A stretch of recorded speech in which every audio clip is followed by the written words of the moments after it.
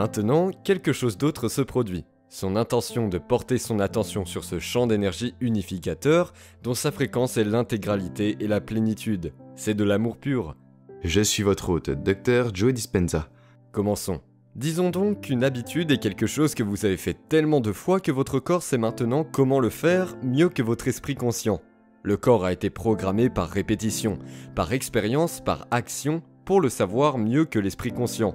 Donc, beaucoup de nos programmes subconscients existent dans ce qu'on appelle le système de mémoire implicite. Et le système de mémoire implicite est aussi appelé système de mémoire non déclarative. Et les mémoires non déclaratives sont des mémoires que vous ne pouvez pas déclarer. En d'autres termes, vous ne pouvez pas vraiment expliquer comment vous faites du vélo, ou comment vous frappez une balle de golf, ou comment vous faites certaines choses que vous avez faites tant de fois. C'est juste que la répétition permet en quelque sorte de les programmer de manière subconsciente. L'un des objectifs de la méditation est donc de pouvoir ralentir les ondes cérébrales, de l'état bêta à un état plus lent, l'état alpha. Et un bêta est celui où la plupart de votre attention est portée sur votre corps, votre environnement et le temps. En d'autres termes, vous êtes conscient que votre corps se situe dans l'espace. Le temps est la réalité tridimensionnelle, que la préoccupation de réduire votre attention à tout ce qui est physique et matériel nous fait croire que le monde extérieur est plus réel que le monde intérieur. Ajoutez à cela les hormones du stress, et vous vous retrouverez dans ces cartes d'ondes cérébrales bêta supérieures. Donc, nous le savons, et nous savons aussi grâce à nos recherches qu'en apprenant aux gens à passer d'une attention portée sur tout ce qui est physique, matériel et connu, une focalisation convergente à une ouverture de leur focalisation et à ne rien ressentir, à ressentir la matière intérieure, l'inconnu. Cette sensation vous fait arrêter d'analyser et de penser. Et ce qui sépare l'esprit conscient de l'esprit subconscient est l'esprit analytique. Quand vous êtes en alpha, le cerveau arrête de fonctionner dans son analyse. Le critique dans votre esprit qui dit « tu es trop ceci, trop cela, tu n'es pas assez bon », tout ce mode s'arrête dans votre cerveau. Et en alpha, notre monde intérieur tend à devenir un peu plus réel que le monde extérieur, et la pensée alpha est l'état créatif. Maintenant, pourquoi est-ce fondamentalement important ? C'est important parce que lorsque vous dépassez l'esprit analytique, vous ne pouvez pas changer un programme subconscient en bêta. Vous êtes séparé du système d'exploitation. C'est comme si votre ordinateur avait un programme qui tourne à vide et que vous lui criez dessus pour lui dire d'arrêter. Vous n'êtes pas dans le système d'exploitation, vous devez donc apprendre à y entrer. Maintenant, il y a de bonnes choses qui ont été programmées aussi bien inconsciemment. Je suis une personne disciplinée, j'aime ça en moi et c'est un bon programme que je nourris. Je travaille à créer ces programmes par la répétition qui me permettent de fonctionner dans mon monde. Beaucoup de gens ont beaucoup de compétences et d'habitudes qui sont vraiment gratifiantes. Mais celles qui ont tendance à avoir les charges émotionnelles les plus élevées, celles que nous avons tendance à faire tellement de fois que nous n'en sommes plus conscients, c'est ça le problème. Nous devons donc devenir conscients de ces programmes inconscients à tel point que nous les arrêtons et devenons si familiers avec eux que nous ne passons pas à l'état inconscient et parlons inconsciemment, agissons inconsciemment, pensons inconsciemment, ressentons inconsciemment. L'inhibition de cela est vraiment ce qui commence à changer notre biologie. Ainsi, lorsqu'une personne peut réécrire un programme, lorsqu'elle peut commencer à répéter une nouvelle façon d'être, elle installe réellement de nouvelles informations par le biais de la répétition mentale, qui lui permet d'amorcer son cerveau et son corps pour commencer à changer, afin qu'elle puisse ouvrir les yeux et, avec le temps, être capable de penser différemment, de commencer à agir différemment, de commencer à ressentir différemment. Et c'est ainsi que nous changeons notre personnalité. Et nous avons des recherches approfondies qui montrent que cela change la santé d'une personne et sa biologie. Maintenant, si vous regardez les jeunes, Carl Jung et sa compréhension de l'inconscient collectif, c'est quelque chose de complètement différent. Et nous savons maintenant que si une personne peut commencer à ralentir encore plus ses ondes cérébrales et entrer dans ce domaine appelé θ, c'est là que le corps se sent tellement en sécurité qu'il peut commencer à se reposer dans un sommeil léger pendant que vous êtes éveillé et conscient.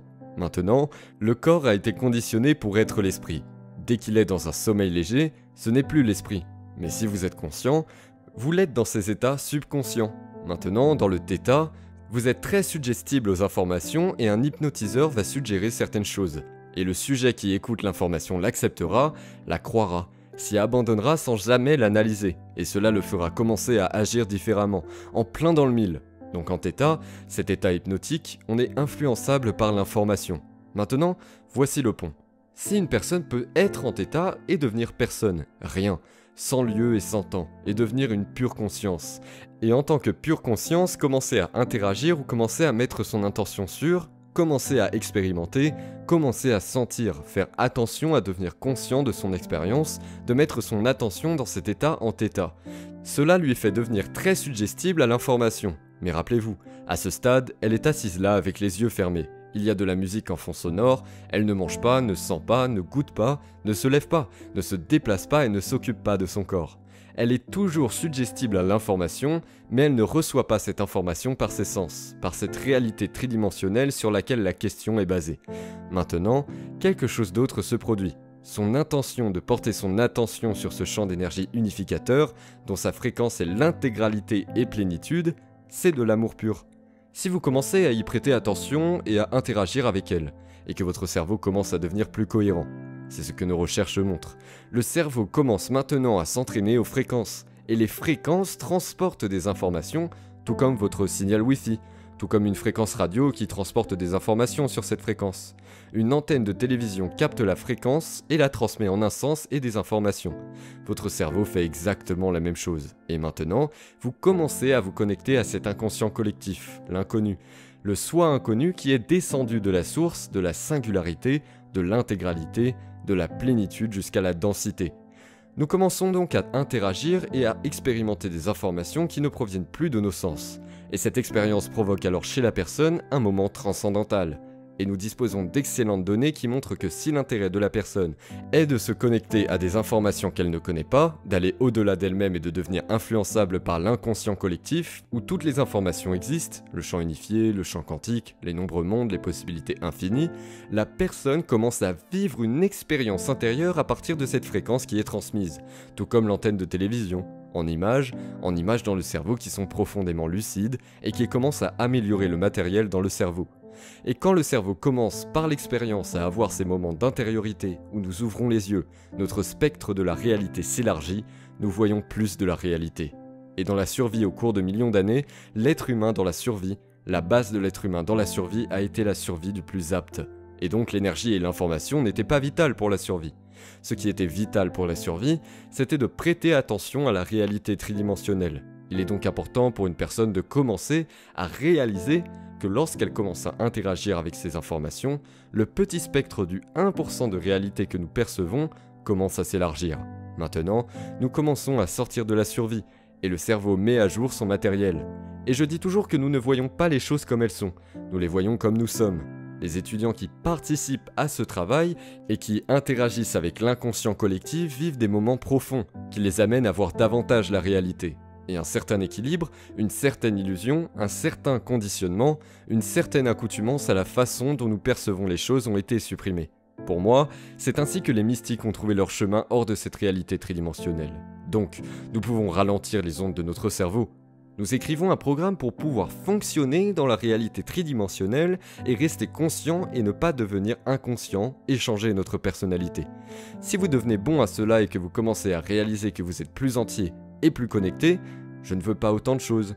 Et maintenant, la personne dit « Je veux le mystique, je veux l'invisible, je veux l'inconnu, je veux interagir avec quelque chose d'autre, je veux voir ce que je ne connais pas, je veux voir au-delà du voile. » C'est ainsi que l'expérience dans notre travail s'est réduite à ce point, où cette expérience instantanée, où l'énergie influence la matière, se produit dans le moment présent.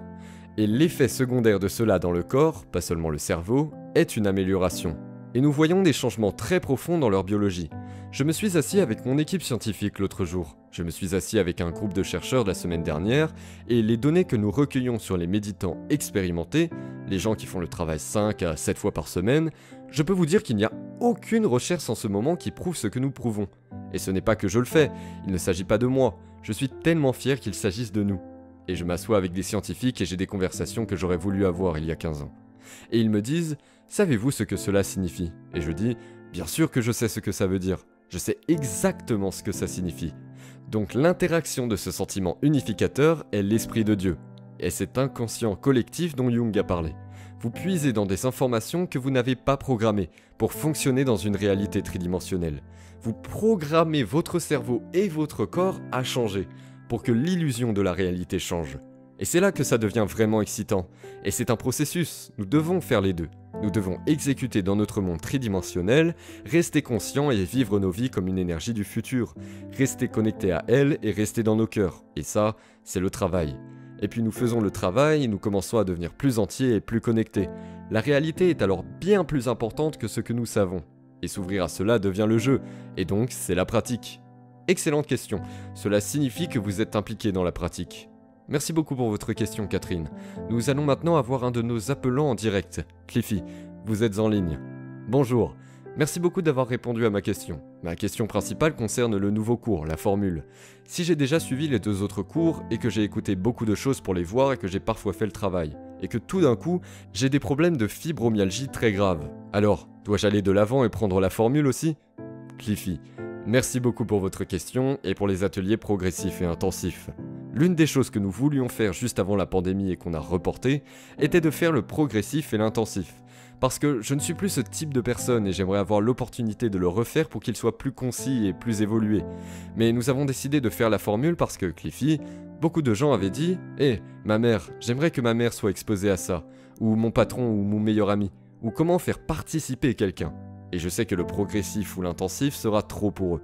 Je me suis donc dit, faisons quelque chose qui nous permette d'offrir 30 à 40 minutes d'informations pratiques qui aient du sens pour une personne, puis de lui donner des méditations à pratiquer et de faire en sorte que ces méditations s'appuient sur chacune d'entre elles. Ainsi, lorsque nous avons créé la formule, notre intention était double. D'une part, nous voulions fournir aux gens une ressource qui leur permette de s'initier à la pratique, mais ma deuxième intention était de parler aux étudiants avancés à un tout autre niveau, afin de combler les lacunes des choses qu'ils n'ont peut-être pas entendues, qu'ils n'ont pas comprises, ou qu'ils ont entendues tellement de fois qu'ils ne savent plus ce que ça signifie. Et je ne peux pas vous dire combien de fois je suis dans un ascenseur où je marche vers les coulisses et quelqu'un m'arrête et me dit « Dieu, je n'ai jamais vraiment compris ce que vous avez dit jusqu'à hier, j'avais vraiment compris ». Et pour moi, cela signifie que la personne rencontre la formation à un niveau différent parce qu'elle est différente, et c'est vraiment important. Je voulais donc m'adresser aux étudiants avancés, de manière à ce qu'ils puissent vérifier des éléments pour renouveler leur passion et leur compréhension du quoi et du pourquoi. La simplification est essentielle parce que je vous dis la vérité. Quand je suis perdu, je reviens à l'essentiel. J'écris les pensées, les comportements et les émotions que je vais changer, et je reste très conscient d'eux. Peu importe ce qui se passe dans ma vie, il est hors de question que j'y aille. Et je décide ensuite comment je vais penser, agir et me sentir. Vous revenez donc aux bases, car c'est très important. Mais je voulais m'adresser à 2 publics différents en même temps. Par exemple, lorsque Pixar a réalisé Toy Story. J'ai regardé Toy Story avec mes enfants, et j'étais le type dans le film qui riait aux éclats parce que je me suis rendu compte qu'il y avait tellement d'humour adulte dans ce film, que les adultes pouvaient être divertis, et qu'en même temps les enfants recevaient des informations correspondant à leur niveau de conscience. Et donc, je veux faire ça autant de fois que je le peux. Je veux vraiment devenir bon pour que les gens puissent être informés, et que la critique les amène vraiment à renouveler leur compréhension. Les commentaires que nous avons reçus de notre communauté avancée ont été très utiles pour combler les lacunes et commencer à aborder les choses d'une manière différente, une fraîche et nouvelle méditation. Donc, si vous voulez vous aventurer dans quelque chose d'autre, il y a un guide d'études en ligne que nous avons créé pour que les gens aient les 12 chapitres avec du contenu pour qu'ils puissent vraiment s'y enfoncer. Nous avons donc fait tout notre possible pour le simplifier. Le processus de simplification, car il est très significatif. Donc si cela signifie que vous voulez l'aborder d'une manière différente, alors je vous suggère de le pratiquer et de revoir le contenu. Et encore une fois, rappelez-vous, nous devons faire sortir votre corps de l'état émotionnel qui, à nouveau, vous fait ressentir la douleur. Et la formule a beaucoup de bons outils pour ça, donc je vous recommande de la pratiquer. Ouais,